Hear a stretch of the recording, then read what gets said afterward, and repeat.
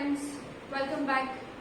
आज का जो लेक्चर है वो बहुत ही इम्पोर्टेंट लेक्चर है हमारे लिए आज, क्योंकि आज जो हम पढ़ने वाले हैं वो इंटरपोलेशन का पूरा रिवीजन देखने वाले हैं। मतलब कि इंटरपोलेशन की हमने जितनी भी मेथड्स पढ़ी है आज उसका रिवीजन, मतलब कि उसका डिफरेंस जानते हैं कि उनका डिफरेंस क्या है। हमने जितनी भी मेथड पढ़ी है, एक्चुअली आपने 8 मेथड पढ़ी है, वो 8 मेथड में डिफरेंसेस क्या है, उसका आइडेंटिफिकेशन क्या है, वो आज हम चेक करने वाले हैं। पर उससे पहले आप एक बार स्क्रीनशॉट ले लीजिए, क्योंकि इसमें मैंने सारे फॉर्मूलाज एक ही बार में आइडेंटिफाई कर दिए हैं आपको।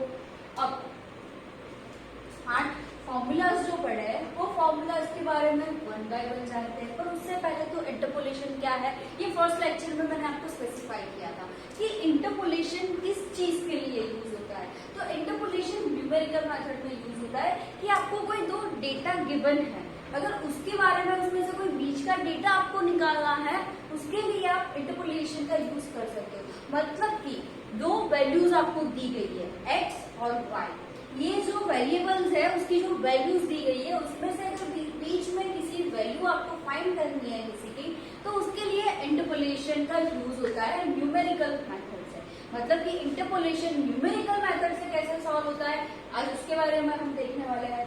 तो फर्स्ट पहले तो इंटरपोलेशन के जितने भी इक्वेशंस होंगे उसमें आपको टेबल गिवन होगा। टेबल इन द सेंस आपको x और y की वैल्यूज दी गई होगी, वो आपको कभी फाइंड नहीं करनी पड़ेगी। जैसे कि हमने इंटीग्रेशन में देखा था कि इंटीग्रेशन में हमने सिम्पसन्स 1/3, ट्रेपेजॉइडल, सिम्पसन्स 3/8, ये जो हमने फाइंड किया था उसमें हम क्या करते थे कि टेबल क्रिएट करते थे। टेबल क्रिएट करने के बाद फॉर्मूलाज में वैल्यू डालते थे। तो यहाँ पर ये चीज बहुत ही अच्छी है कि डायरेक्टली आपको फॉर्मूलाज में वैल्यूज डालनी है, क्योंकि आपको वैल्यूज दी गई होगी, वो वैल्यूज आपको फाइंड करने की जरूरत नहीं है। तो अब इंटरपोलेशन में 2 टाइप्स के इक्वेशन हो सकते हैं, एक तो इक्वल इंटरवल्स और एक अनइक्वल इंटरवल्स। तो इक्वल इंटरवल्स जो है उसका मीनिंग क्या है कि आपको जो इंटरवल्स दिए है, मतलब कि जो वैल्यूज दी गई है उसका जो विड्थ ऑफ द इंटरवल होगा वो सेम होगा। फर्स्ट, सेकेंड, थर्ड, फोर्थ जितने भी इंटरवल्स दिए गए सब में डिफरेंस सेम रहेगा। अगर उसमें डिफरेंस सेम नहीं है तो उसमें कौन से फॉर्मूलाज यूज होंगे, और जो सेम है वैल्यूज मतलब कि सेम डिफरेंस है उसमें कौन से फॉर्मूला यूज होंगे, वो आज हम पहले देखते हैं। तो 5 मेथड है जो इक्विस्पेस्ड के लिए यूज होती है। कौन कौन सी? तो first Newton forward, then Newton backward, then Gauss forward, Newton backward, Newton forward, Gauss backward, interpolation formula और स्टर्लिंग फॉर्मूला। ये 5 जो मेथड है ना, ये इक्वी स्पेस्ड के लिए यूज होती है। इक्वल स्पेस मतलब कि इक्वल इंटरवल्स दिया गया हो उसके लिए ये 5 मेथड आपको अप्लाई करनी है। अब उसके बाद ये जो 3 मेथड है, Lagrange, inverse interpolation and Newton's divided, ये 3 मेथड जो है अनइक्वल इंटरवल्स के लिए यूज होती है। अब कई बार अगर स्पेसिफाई किया है तो आप सीधा अप्लाई कर दोगे, पर स्पेसिफाई नहीं किया है तो आप तब कौन सी फॉर्मूला अप्लाई करोगे, ये चीज भी आज हम जानते हैं कि हम आइडेंटिफिकेशन कैसे करेंगे कि किसमें कौन सा फॉर्मूला अप्लाई कर सकते हैं। पर उससे पहले हम आज 8 मेथड के बारे में पहले समझते हैं कि 8 मेथड जो है वो क्या है हमारी। तो first Newton's forward interpolation formula. तो Newton's forward interpolation is equal to F of X is equal to y0। मैंने पहले ही स्पेसिफाई किया आपको कि क्वेश्चन में x और y गिवन होगा। x और y में क्या करना है आपको कि x0 फर्स्ट जो वैल्यू है उसको x0 और y0 से ही शुरू करना है। मतलब कि आपके पास टेबल है x और y, तो ये जो फर्स्ट वैल्यू 1, 2, 3 आपको जो दिया जाता है ना, ये जो फर्स्ट वैल्यू है उसको x0 कंसीडर करना है, फर्स्ट वैल्यू है उसको y0। कभी x1 और y1 से शुरू नहीं करना है, ये चीज पहले दिमाग में ध्यान रखनी है। तो ये फर्स्ट वैल्यू है x0, ये y0, x1, x2 ये जितने भी इंटरवल दिए गए हो आप लोगों को, देन y0 आपको मिल गया plus r into del y0, मतलब कि r, यहाँ पर पहले तो ये समझना है कि हमारा r क्या होगा, r is equal to x minus x0 divide by h। x, हाँ अभी x क्या है, x मतलब कि आपको जिसके लिए वैल्यू फाइंड करनी है वो क्या होगा, आपका x बनेगा। x0 मतलब कि मैंने यहाँ पर स्पेसिफाई किया कि जो फर्स्ट वैल्यू होगी वो आपकी x0 होगी, डिवाइड बाय h। h मतलब कि विड्थ ऑफ द इंटरवल। ये जो h दिया है वो आपका h क्या होगा, विड्थ ऑफ द इंटरवल। अब h मिल गया, इंटरवल हमने फाइंड कर लिया, x माइनस x0 हमारा r मिल गया।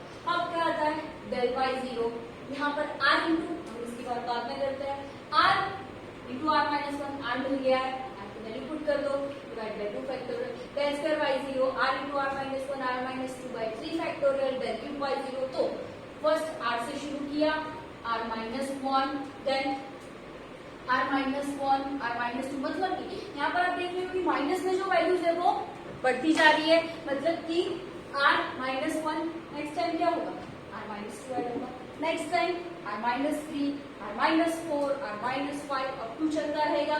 ये formula plus up to infinity है, मतलब कि आपको टेबल में जितनी वैल्यूज गिवन है उसके हिसाब से आपको फॉर्मूला अप्लाई करना है। अब बात है delta y zero. Delta y zero क्या है, डेल्टा वाई जीरो मतलब कि हमने इंटरपोलेशन के फर्स्ट लेक्चर में देखा था forward difference table and backward difference table. ये जो है वो डिफरेंस टेबल के हिसाब से हम फाइंड करते हैं, मतलब कि आपको जो वैल्यूज गिवन है x और y उसका डिफरेंस टेबल पूरा क्रिएट करना है, और डिफरेंस टेबल में से हमें first delta y zero, del square y zero, del cube y zero की वैल्यू हमें वहां से मिलेगी, तो वो वैल्यूज यहाँ पर हमें पुट कर देनी है। तो ये था हमारा न्यूटन फॉरवर्ड इंटरपोलेशन फॉर्मूला। वैसे ही हमारा क्या है अभी, न्यूटन्स बैकवर्ड इंटरपोलेशन फॉर्मूला। तो न्यूटन्स बैकवर्ड इंटरपोलेशन में क्या है, y0 की जगह क्या है, y है, मतलब कि फर्स्ट वैल्यू की जगह कौन सी वैल्यू कंसीडर करनी है, लास्ट वैल्यू y है, मतलब कि ये y0, y1, y2, सपोज कि y3 लास्ट वैल्यू है, तो y मतलब कि हमारा यहाँ पर y क्या होगा, y3 होगा, तो y3 हमने पुट कर दिया। Then r into lambda y plus r into r plus 1, r forward और बैकवर्ड में फॉर्मूला r का डिफरेंस रहेगा, यहाँ पर r इज इक्वल टू होगा x minus xn divide by h, मतलब कि ये जो वैल्यू आप फाइंड कर रहे हो वो क्या पुट करनी है, आपको लास्ट वैल्यू पुट करनी है, जहाँ पर फॉरवर्ड में हम x0 पुट कर रहे हैं, बैकवर्ड में हम xn पुट करेंगे।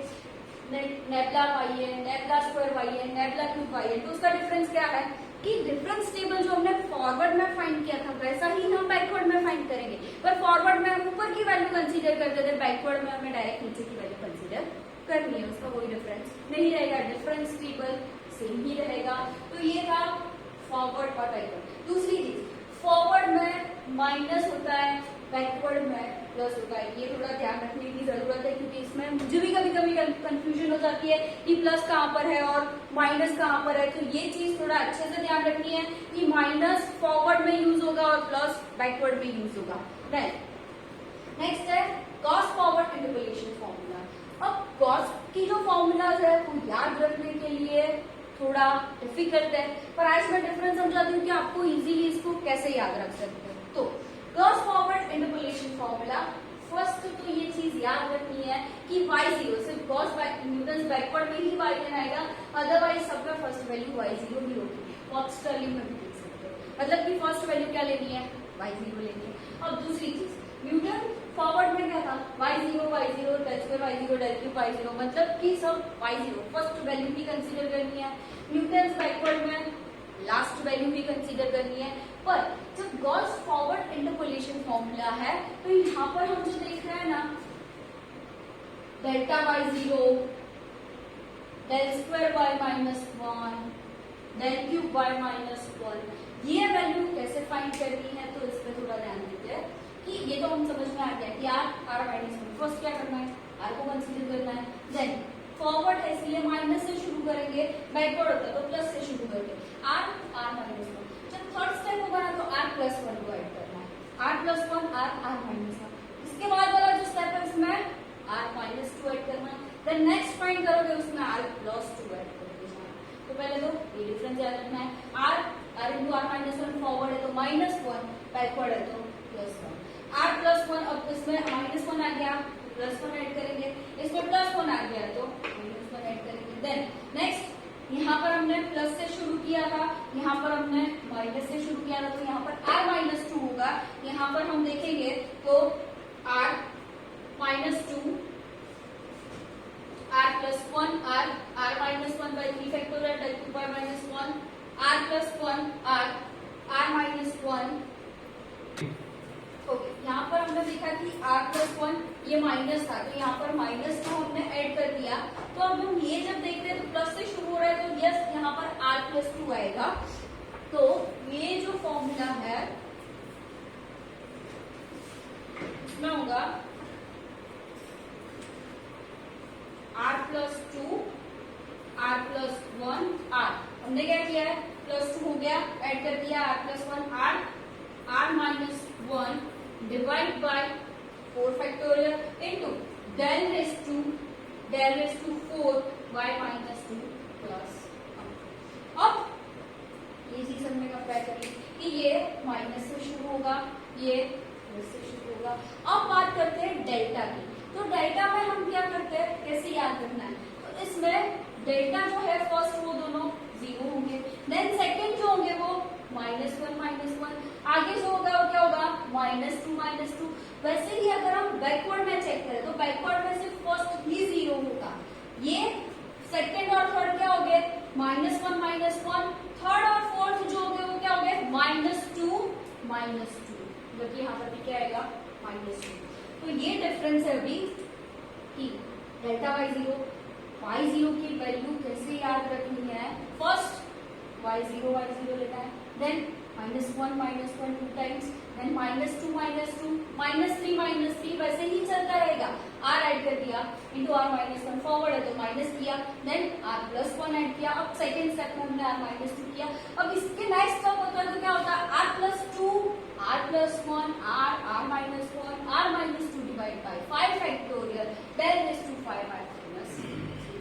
वैसे ही अगर हम गॉस बैकवर्ड की बात करें तो फर्स्ट वैल्यू क्या होगी 0, देन सेकेंड और थर्ड -1 फोर्थ और फिफ्थ -2 अब यहाँ पर हमने आ किया बैकवर्ड, हमने बैकवर्ड में +2 आएगा क्योंकि बैकवर्ड भी प्लस में ही हो, फॉरवर्ड माइनस में और बैकवर्ड प्लस।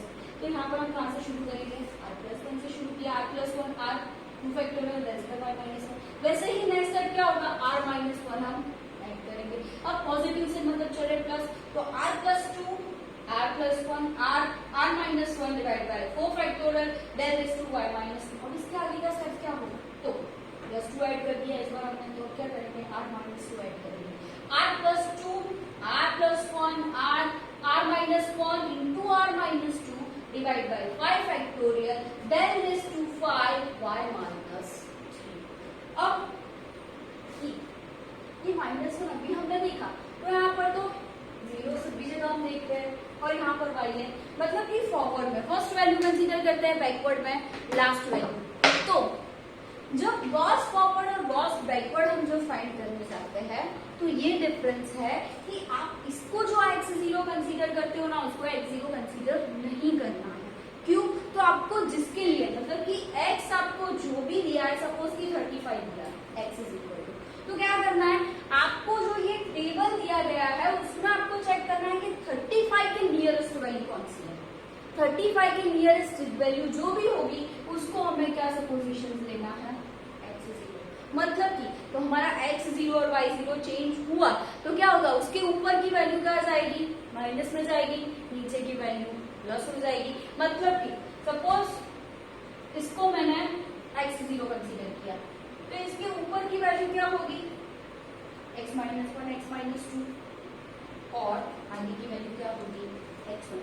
तो इसके हिसाब से अगर मैं फाइंड करना चाहूँ तो मुझे del square y -1 del cube y -1 del raised to 4 y -2 मिल सकता है। एक्चुअली ये सारे एग्जाम्पल हमने देख लिए, ये सिर्फ मैं आपको रिविजन कर रहा हूँ। ये एग्जाम्पल हमने सॉल्व किए हुए ही है कि x0 कैसे फाइंड करना है और ये वैल्यूज हमें कैसे लिखनी है। तो ये था गॉस फॉरवर्ड गॉस बैकवर्ड। अब आते हैं स्टर्लिंग इंटरपोलेशन फॉर्मूला में। स्टर्लिंग इंटरपोलेशन फॉर्मूला दिखने में जितना जैसे लग रहा है, पर उससे पहले अगर गॉस फॉरवर्ड और गॉस बैकवर्ड आपको पता है तो आप स्टर्लिंग फॉर्मूला इजीली याद रख सकते हो, पर उससे पहले आपको गॉस फॉरवर्ड गॉस बैकवर्ड याद रहना जरूरी है। और गॉस फॉरवर्ड गॉस बैकवर्ड कब याद रहेगा? जब आपको न्यूटन फॉरवर्ड और न्यूटन बैकवर्ड याद रहेगा। तो न्यूटन फॉरवर्ड और न्यूटन बैकवर्ड बहुत ही इजी फॉर्मूला है। अब उसके ऊपर से हम गॉस फॉरवर्ड गॉस बैकवर्ड याद रख सकते हैं। अब हम स्टेलिंग की बात करते हैं। स्टेलिंग क्या है? गॉस फॉरवर्ड और गॉस बैकवर्ड इंटरपोलेशन का एडिशन डिवाइड बाय 2, इसकी एवरेज निकालेंगे। तो गॉस फॉरवर्ड और गॉस बैकवर्ड की एवरेज जो निकालोगे उससे बनता है स्टेलिंग इंटरपोलेशन फॉर्मूला। तो ये जब स्टेलिंग हमने पढ़ा था तब भी हमने देखा था कि स्टेलिंग इंटरपोलेशन क्या है। अब y0 y0, तो अब ये क्या हो जाएगा? इसका मैं एडिशन करूंगी तो 2 टाइम्स y0 हो जाएगा, डिवाइड बाय क्या करना है तो 2 कैंसिल आउट, तो ये क्या रहेगा? y0। मतलब कि ये जो स्टेलिंग इंटरपोलेशन फॉर्मूला है वो इन दोनों के एडिशन डिवाइड बाय 2 से बनता है। तो याद रखने के लिए भी बहुत इजी फॉर्मूला है। Then y minus 1 plus del y0, इन दोनों में सेम है तो वो कॉमन निकल जाएगा, del square y minus 1, then del cube y minus 1 del cube y minus 2, इन दोनों का एडिशन हो गया डिवाइड बाय 2। लास्ट इन दोनों में कॉमन निकल सकता है del raise to 4y minus 2 del raise to 4y minus 2, इन दोनों में से कॉमन निकल सकता है। बाकी इसका कैलकुलेशन करो, प्लस माइनस जो भी कैंसिल आउट हो रहा है उसको कैंसिल करो, लास्ट आपको ये वैल्यूज मिलेगी।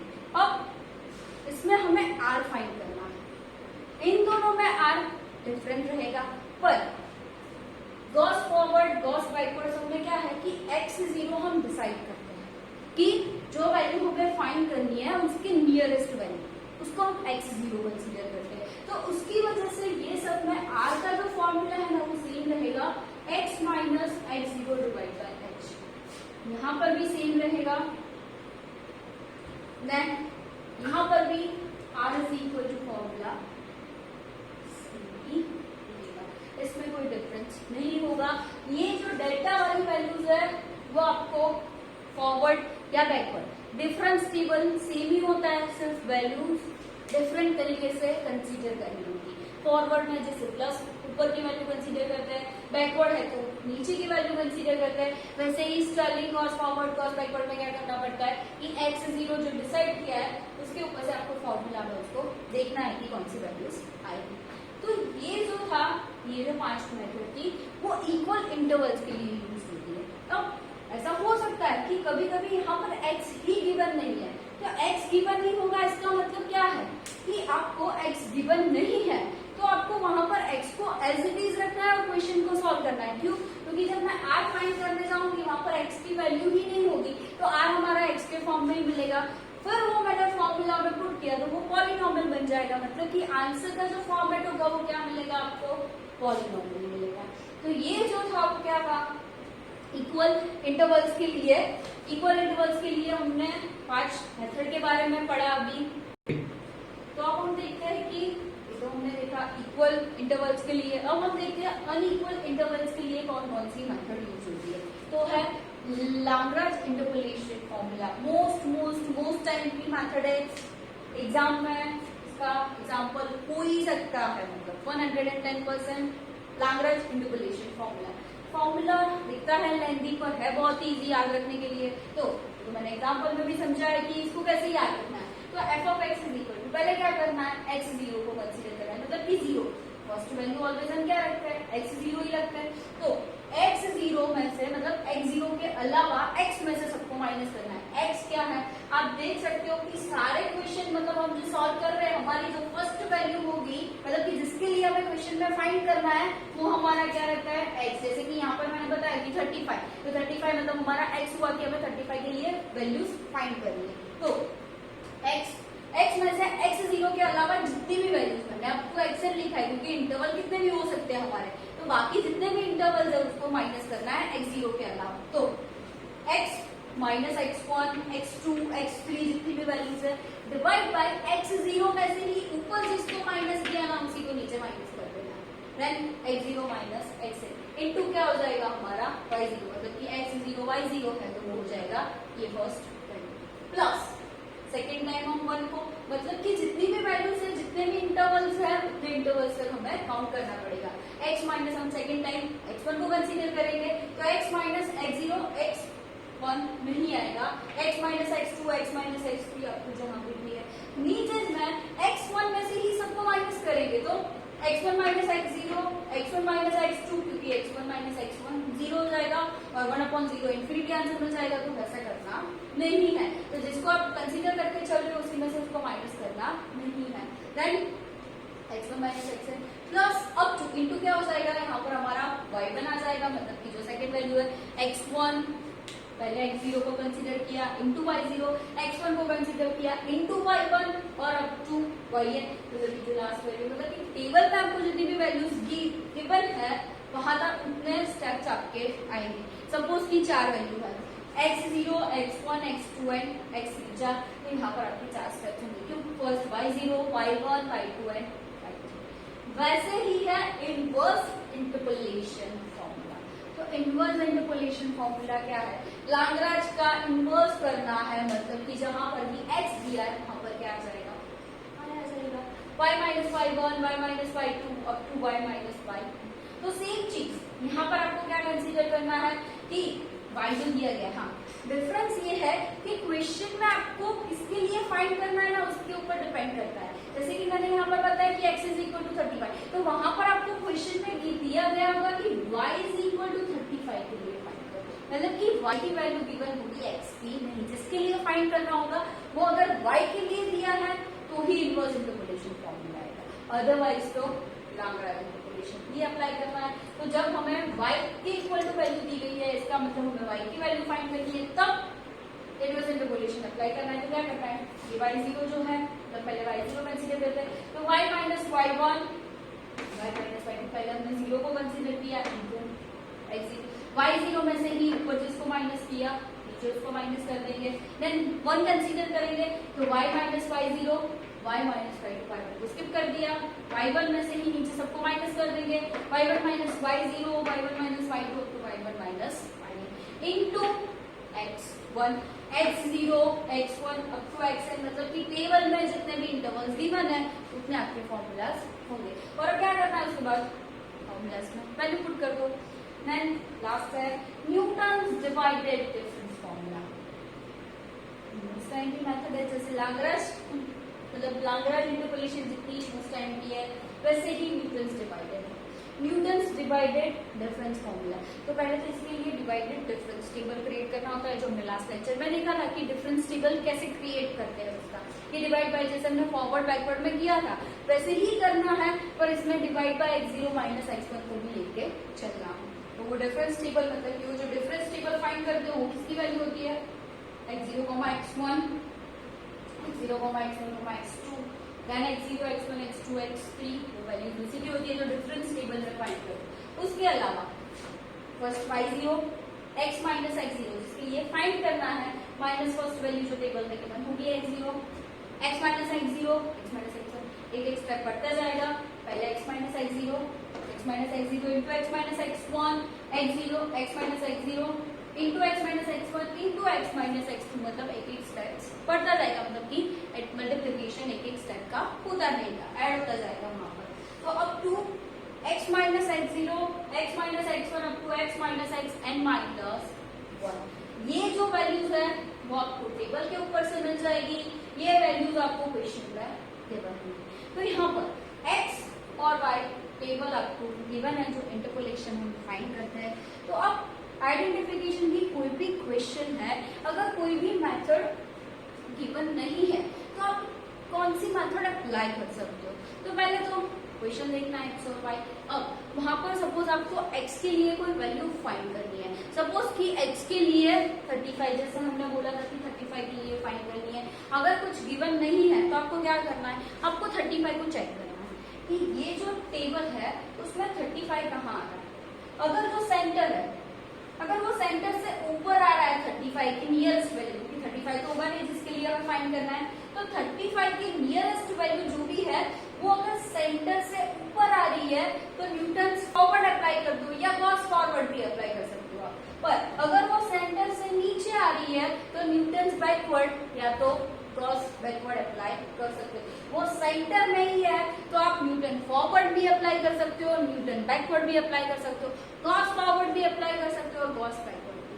पर यहाँ पर आपको एक सजेशन मैं दे रही हूँ कि अगर आपको स्पेसिफाई नहीं किया है, इक्वल इंटरवल्स दिए हैं, इक्वल इंटरवल्स दिए हैं और आपको स्पेसिफाई नहीं किया है कि आपको किसके लिए, मतलब कौन सी, किसके लिए तो ठीक है, पर कौन सी मेथड अप्लाई करनी है, तो आप फॉरवर्ड या न्यूटन्स फॉरवर्ड या न्यूटन्स बैकवर्ड में से कोई अप्लाई करना, क्योंकि वो फॉर्मूला बहुत ही इजी है, इजीली आंसर मिल जाएगा।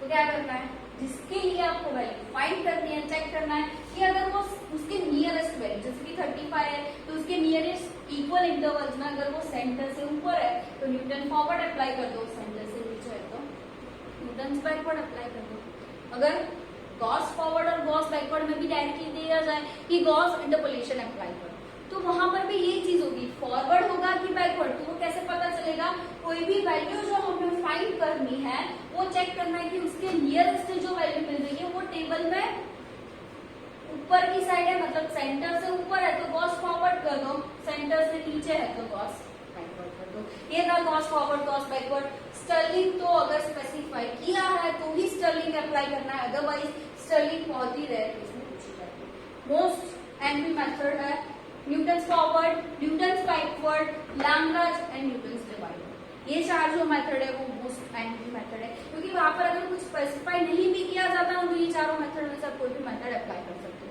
तो ये मैंने आपको बताया कि इक्वल इंटरवल्स हो तो ये 5 में से कोई भी, मतलब ज्यादातर आपको इन दोनों में से कोई भी कर देना है अगर स्पेसिफाई नहीं किया है।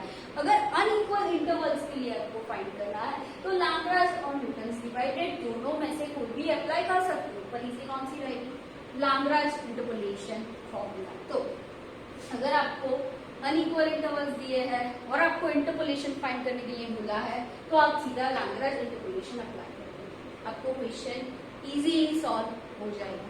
तो ये था अनइक्वल के लिए। न्यूटन्स डिवाइडेड अगर स्पेसिफाई किया है तो कंपल्सरी, हाँ कोई भी मेथड इसमें से स्पेसिफाई की गई है तो वही फॉर्मूला अप्लाई करना है। अगर आप उसको दूसरी मेथड से करोगे आंसर वही आएगा, उसमें कोई चेंजेस नहीं होगा। पर सपोज कि न्यूटन्स डिवाइडेड का क्वेश्चन है, आपको बोला है, पर आप उसको लैग्रांज से सॉल्व करके आओगे तो आपको मार्क्स नहीं मिलेंगे, क्योंकि वहां पर आपको स्पेसिफाई किया, आप सॉल्व कर सकते हो, कुछ स्पेसिफाई नहीं किया और न्यूटन्स डिवाइडेड का क्वेश्चन है तो आप उसको लैग्रांज से या इनवर्स लैग्रांज, यहाँ पर तो क्या होगा कि y की वैल्यू गिवन होगी, पर यहाँ पर तो x की वैल्यू गिवन होगी, तो आप उसको लैग्रांज से सॉल्व कर सकते हो, पर आपको स्पेसिफाई किया है तो न्यूटन्स डिवाइडेड ही अप्लाई करना पड़ेगा, वहां पर लैग्रांज नहीं चलेगा। पर अनइक्वल इंटरवल्स है और आपको सिर्फ इंटरपोलेशन बोला है फाइंड करने के लिए, सीधा लैग्रांज अप्लाई करो। लैग्रांज बहुत ही इजी मेथड है। और वैसे ही इक्वल इंटरवल्स के लिए इन दोनों में से अप्लाई कर दो जो भी सुटेबल हो रहा है, कि न्यूटन्स फॉरवर्ड हो रहा है या न्यूटन्स बैकवर्ड हो रहा है।